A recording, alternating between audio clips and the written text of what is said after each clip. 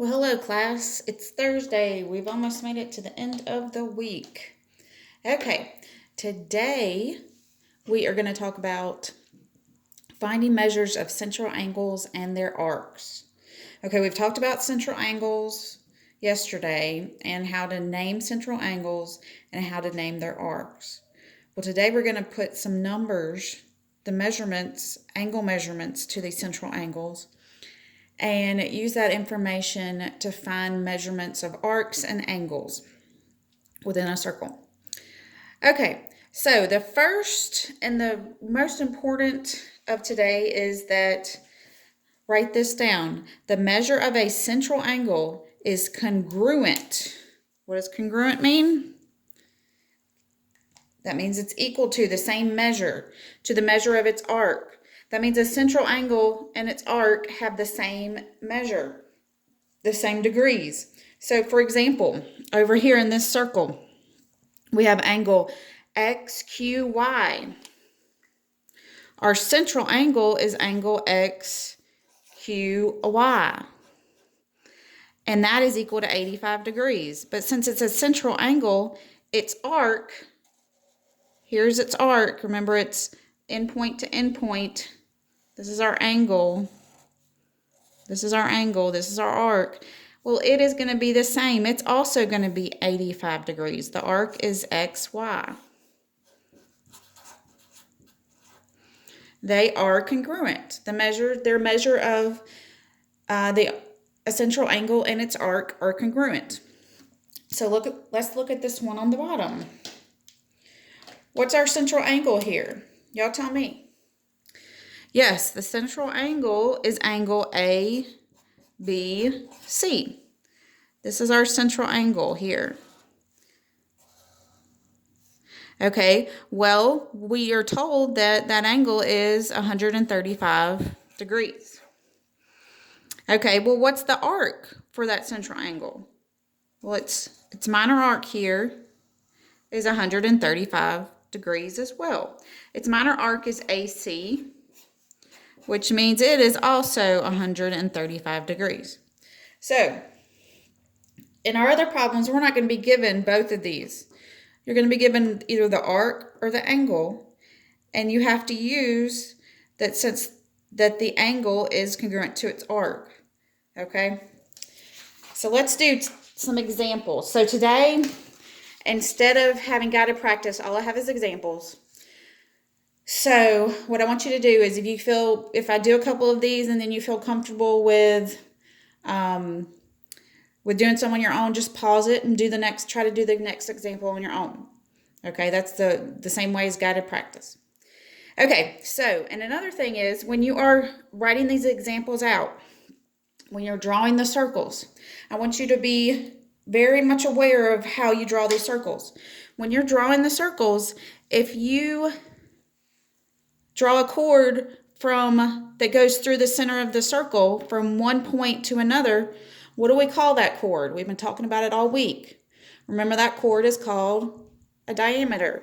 So just when you're drawing the circles out, you're going to have to draw the diameters. That means you're going to make notice if you go from one side of the circle to the other and go through the center, because those diameters are going to help us in these problems. Okay, so for this one, example 1, we want to find the measure of arc WXU. So arc means we're going from W through X all the way to U. We want to find the measure of all of this.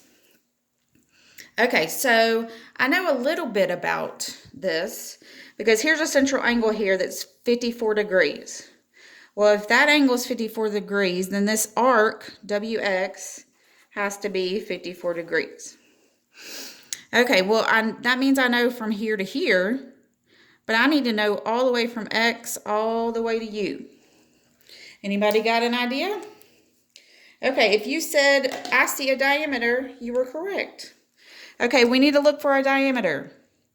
If you notice, U to X is a diameter. What does a diameter do to the circle? It cuts it in half. So it's also a straight line, and we know that a straight line is 180 degrees. So that's our angle. That's our central angle. And so if the central angle is 180 degrees, its arc all the way from U to X is 180 degrees. So if I want to find the arc from U through X to W, I need to take my 180 degrees and add it to this 54 degrees here. Because this arc, it's like an addition postulate. We've talked about those before. We're taking this whole arc and we're adding it to this other arc. So if we add those, 180 plus 50 gives us 230, plus 4 is 234. So the measure of arc WXU equals 234 degrees. Okay, so let's do another problem, another example.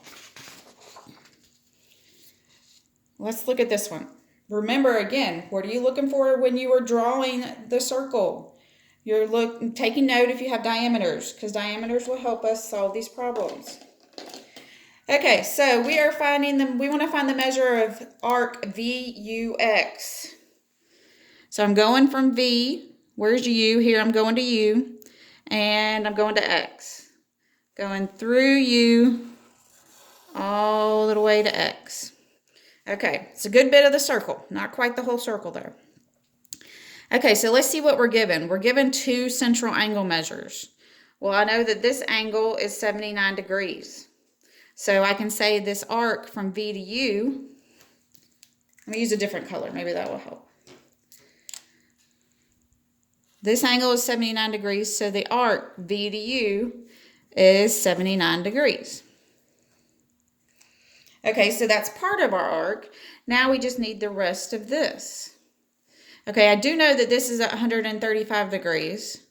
So that means that this arc from X to T would be 135 degrees. But we're still missing this part over here because we need to know U to T as well. So that 135 is not really going to help me right now. But let me think, do I have any diameters? Where's a diameter that's going to help us, you guys?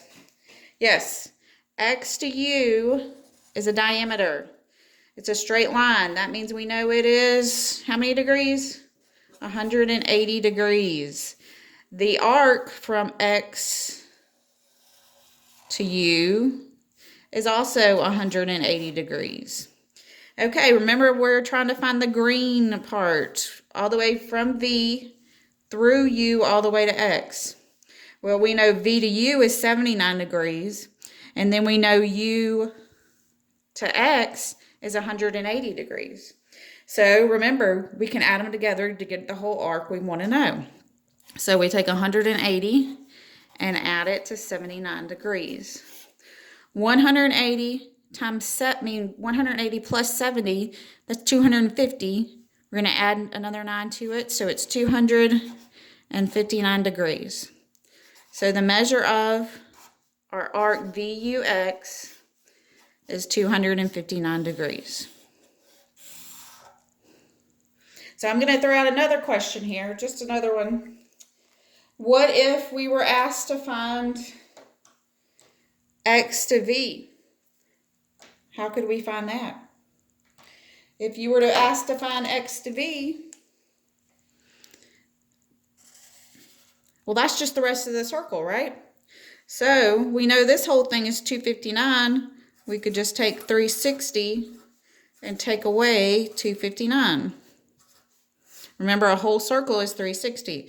So if we take away 259, 36 minus 25 is 100 and, excuse me, 110. I take away 9 and I get 101 degrees. Let me check that. That's 10, that's 60. Yes. Okay, so if we wanted to find the measure of arc X WV, that would be 101 degrees. That's just an extra question there to help you check. Okay, let's do another one. Again, so this might be a chance where you want to stop this and try to do it on your own.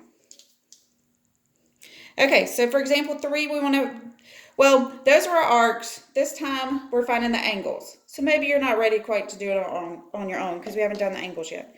But we want to find the measure of angles this time. So we're finding the measure of angle JFK. So JFK, just follow the letters, JFK. Okay, that is this angle right here. Okay, so if we knew its arc, we could know this angle because the angle, it's a central angle and it would be congruent to its arc. But we don't know that yet. So let's look at what is the thing we've been using the most?